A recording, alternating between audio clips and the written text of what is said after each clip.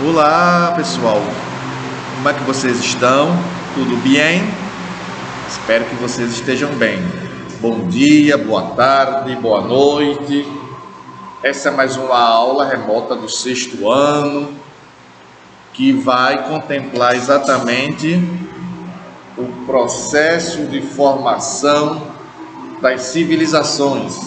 Como se dará, como vai acontecer. É isso que a gente vai conhecer hoje, aprofundando a civilização mesopotâmica. Isso, meu garoto, isso, minha garota, muito bem, meu querido, minha querida, muito bem. Mas antes disso, eu quero fazer um alerta, uma ressalva, um lembrete a você, para que você possa seguir todas as medidas preventivas que são recomendadas por quem? Exatamente, pela Organização Mundial de Saúde. Diz lá que a gente tem que obedecer o distanciamento social, o uso de máscaras, não é? E além do uso de máscaras, o álcool em gel sempre lá em nossa bolsa, a partir do momento que a gente tiver a necessidade de sair de casa. Tá bom? Agora, começando a nossa aula propriamente dita, vou até colocar o álcool em gel aqui. Nós vamos prosseguir o nosso conteúdo realizando uma atividade de exercícios que vai ser um fechamento em relação aos primeiros povos que ocuparam a região da Mesopotâmia. Quais foram esses povos? Os acadianos e sumerianos foram os primeiros povos que invadiram a Mesopotâmia. Eu também já destaquei que essa invasão à região da Mesopotâmia é favorecida pela concepção geográfica, isso, muito bem, da Mesopotâmia, principalmente da Baixa Mesopotâmia, formada basicamente por planícies. E essas planícies facilitarão para que exércitos inimigos, exércitos invasores, pudessem invadir a Mesopotâmia. Daí você vai começar a entender o porquê de tantos povos invadirem a região mesopotâmica. Pela facilidade. Não havia na estrutura geográfica na Mesopotâmia muitas montanhas, somente na parte alta. Mas como a região basicamente é composta pela parte baixa, pela parte de planícies, facilitava os povos invasores. Era necessário, por outro lado, que os povos invasores tivessem uma estrutura militar relativamente organizada, que pudessem vencer aquele povo que estivesse habitando na Mesopotâmia. Não é isso? Pronto, isso mesmo. E aí com isso nós vamos fazer o fechamento desse pequeno trecho do capítulo. Eu não estou agora concluindo o capítulo por completo. Não. Eu estou concluindo somente em relação às invasões que foram realizadas pelos sumerianos e pelos acadianos. Espero que vocês tenham compreendido isso aí. E temos aqui, no quarto quesito, assim, a escrita cuneiforme, muito importante para os pesquisadores entenderem a forma de organização da sociedade mesopotâmica. Muito do que conhecemos desse povo deveu-se às placas de cerâmica que continham registros. Explique como se dava o processo de elaboração das placas. Qual seria a resposta então? Pega o lápis aí. Eu espero você pegar seu lápis, a borrachinha, para ir anotando aqui a resposta. Vê a resposta aí, presta atenção no serviço aí.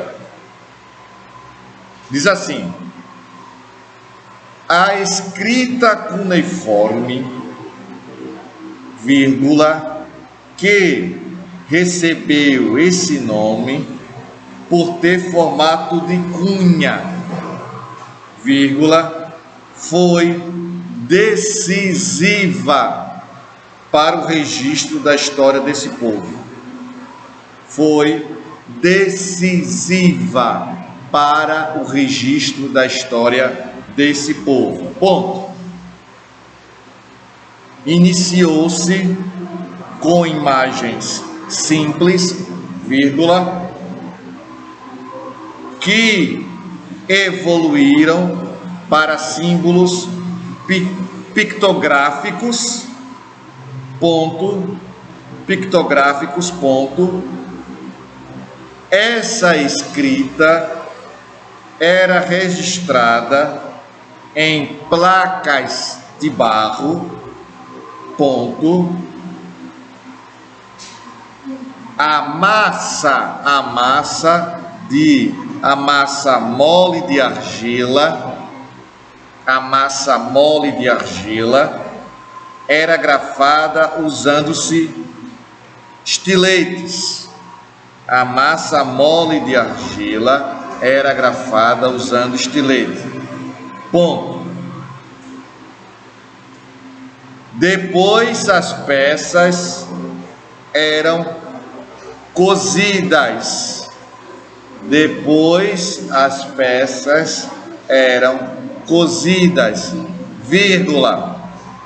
formando uma cerâmica. Ponto.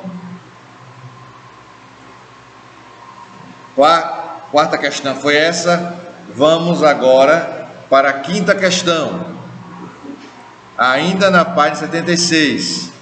Diz assim: quem eram os acadianos? Interrogação. Como chegaram ao poder na Mesopotâmia?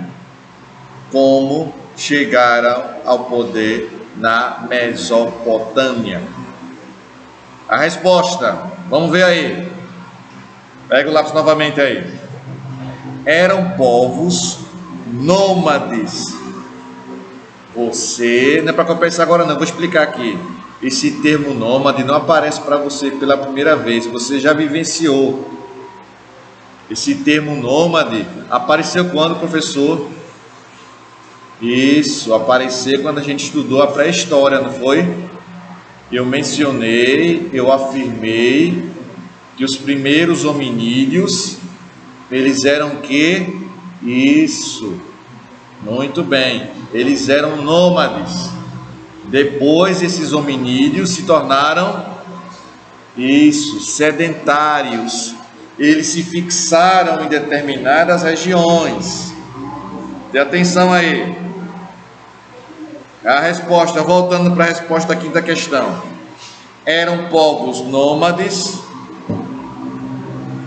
vindos da região da Síria, em busca de locais que tivessem condições adequadas de vida, ponto. Chegaram ao poder,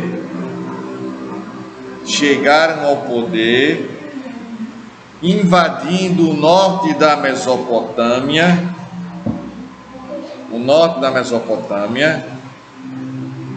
em direção à parte sul,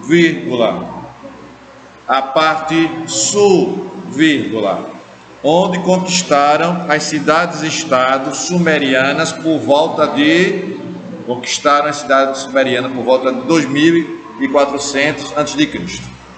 Pronto. Agora nós já terminamos essa primeira fase de exercícios da página 76, que vai mencionar as situações dos povos que ocuparam a região da Mesopotâmia. Quais são esses povos? Isso, os sumerianos e acadianos. Muito bem. Vamos lá? Página 77 agora. primeiro Império Babilônio, os Amoritas. Atenção aí. O período de dominação dos sumérios e dos acadianos na Mesopotâmia foi marcado por muita instabilidade. Ou seja, não tinha calmaria, não tinha tranquilidade, era instável. Em função dos constantes conflitos internos entre as cidades-estado. A cidade de Ur, cidade-estado, ponto. A cidade de Ur, conforme vimos, destacou-se das outras na resistência aos Guts, contribuindo para a derrocada dos acádios. Esse processo de instabilidade, invasões e conflitos, levou à descentralização do poder. Professor, me ajude aí. O que significa a descentralização do poder? É quando o poder está subdividido em uma, duas ou três pessoas. Duas ou mais pessoas, melhor dizendo. Então, ali o poder está descentralizado. Prosseguindo então, em outras palavras, a Mesopotâmia voltava a ser dividida em cidades-estado. Ponto. Esse fato apenas favoreceu, mais uma vez, a invasão de outros povos, visto que, sem a unidade das cidades-estado, as defesas ficavam mais enfraquecidas, não é? Se as cidades-estados, voltando aqui a explicar, ficassem cada vez mais sem unidade, propensa às invasões, não é? Ia acarretar a fraqueza da defesa de cada cidade-estado. Deu para entender? Prosseguindo então, ocorreu então a invasão dos amoritas por volta de 1900 anos antes de Cristo. Os amoritas eram povos de origem semita. Aparece aqui um link, nosso livro tem essa característica, na verdade, de explicação de algum termo. Aí está a explicação do termo semita.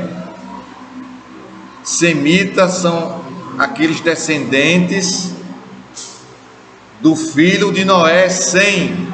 E aqui o link vai explicar justamente sobre isso. Diz assim: os semitas compõem o grupo étnico e linguístico. Esse étnico tem a ver com etnia, que significa o quê? Muito bem, significa raça, ao qual se considera descendente de Sem, filho de Noé, personagem bíblico. Compreende ali os hebreus, os assírios, os arameus, os fenícios e os árabes. Os amoritas, voltando para o texto, fundaram a cidade da Babilônia, próxima à atual cidade de Bagdá, que fica no Iraque. Bagdá é a capital do Iraque. O nosso livro aqui traz essa figura na página 77, que vai representar como os amoritas estavam se organizando e formaram esse império. Diz assim: os amoritas fundaram o primeiro império babilônico, após a crise das cidades-estado. Essa é a legenda que está em vermelho, presta atenção aí. Principalmente de Ur, que levou à queda do Império Acadiano. Isso é uma representação artística do século XIX, desenho de Godefroy Durand. Prosseguindo aí, página 77. Durante quase 200 anos, os amoritas, que passaram a ser chamados de babilônios, viveram grande instabilidade interna na disputa com outras cidades-estado, principalmente o Uruk, além de combaterem invasões de outros povos, geralmente vindos do Planalto do Irã e do Oriente Médio como um todo. Essa situação mudou com a chegada ao poder do sexto rei da primeira dinastia mesopotâmica, Hammurabi, em 1728 a.C., que governou até 1636 a.C. Ele conseguiu a completa unificação da Mesopotâmia, vencendo disputas e conflitos internos com a cidade de Ur. Então ele conseguiu unir a Mesopotâmia, que estava subdividida. Então Hammurabi vai ser responsável por isso. E também vai ser responsável, daqui a pouco a gente vai vivenciar isso, conhecer, vai ser responsável também pelo chamado Código de Hammurabi, não é? Código de Hammurabi. O governo de Hammurabi é considerado um dos mais bem-sucedidos na história mesopotâmica. Porque, acompanha aí, página 78 agora, página 78, pois centralizou as decisões e tinha segurança de um exército bem organizado e leal, com poderio militar, com forte poderio militar e uma estrutura administrativa interna consistente.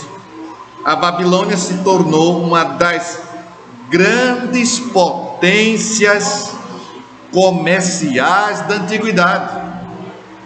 Então o comércio acontecia lá de forma intensa, não é? Que de forma a trazer desenvolvimento. Então é preciso ter muita atenção a isso, especialmente devido à grande capacidade de produção agrícola. Isso possibilitou que o Império Babilônico iniciasse um forte processo de expansão, conquistando regiões como o Golfo Pérsico, a região da atual Turquia, os Montes Zagros e a parte fértil da Síria. Esse crescimento fortaleceu ainda mais a economia, principalmente a agricultura. Prosseguindo aqui, a produção agrícola, por sinal, sofreu grandes transformações técnicas e várias estruturas foram montadas para se obter uma produção maior e de maior qualidade. Ou seja, começou a investir na forma de produzir mais alimentos.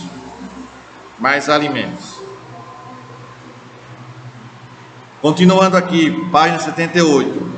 Preste atenção aí no serviço, fica atento aí.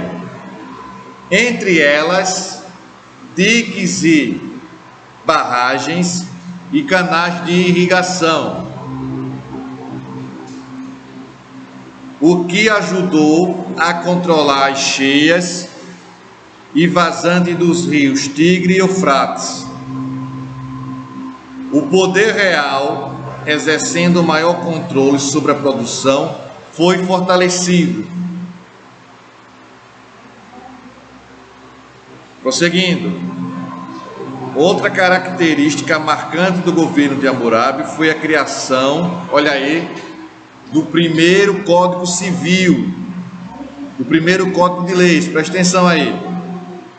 Foi a criação do primeiro Código de Leis, que regia a conduta, a ética e a moral do povo babilônico, baseado na lei do Talião.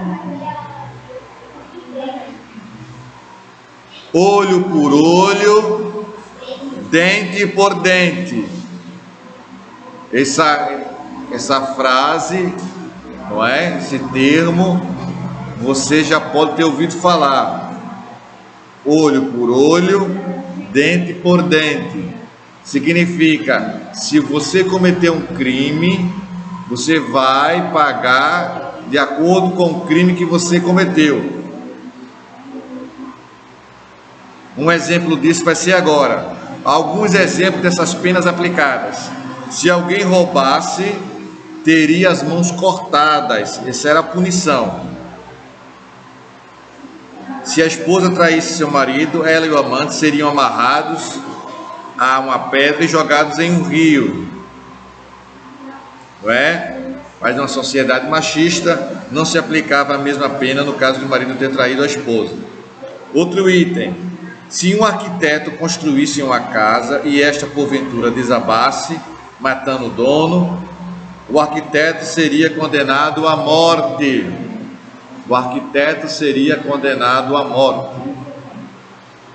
Durante o governo de Hammurabi, houve uma fase de grande estabilidade e o crescimento da Babilônia, encerrada com a morte do rei. Como a Babilônia dependia totalmente das ações de Hammurabi, começaram a surgir conflitos internos, novamente novos conflitos, facilitando a invasão de povos como os hititas, que está aqui em cima no link, explicando quem foram os hititas, e os cassitas. Essa descentralização política, mais uma vez, foi interrompida com a chegada ao poder dos assírios por volta do ano de 1300 a.C. Não é? Bem, pessoal, eu espero ansiosamente que vocês tenham absorvido o conhecimento, tenham entendido, e na próxima aula nós vamos prosseguir agora falando sobre o Império Assírio, tá bom? Um forte abraço a todos, tchau para vocês, se cuidem e até lá. Tchau, pessoal.